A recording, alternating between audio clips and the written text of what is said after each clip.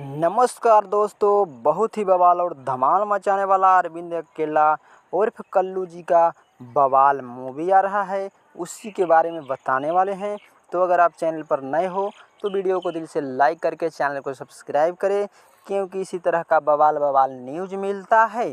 तो हम सबसे पहले बात करते हैं मूवी के बारे में, जो कि मूवी के नाम है अगर तुम ना होते। बहुत बवाल धमाल मूवी है, जो कि अरविंद अकेला कल्लू जी का इसमें मूवी होने वाला है, जो कि बवाल धमाल फुल मूवी रिलीज हो रहा है। तो बवाल धमाल इस मूवी को अगर देखना आप चाहते हैं तो आ रहा है भैया शाम 7 बजे। बवाल धमाल मूवी है, जो कि देखना ना भूलिएगा। तो सबसे पहले हम बात करते हैं कहाँ से मूवी आ रहा है, जो कि देख सकते हो इसमें बवाल हीरोइनी भी है और एक पारिवारिक मूवी भी है, जो कि देखने में बहुत मज़ा आएगा। जो कि आ रहा है शाम 7 बजे रैपचिक यूट्यूब चैनल पर आ रहा है। बवाल धमाल मूवी है, जा कर के देखिएगा।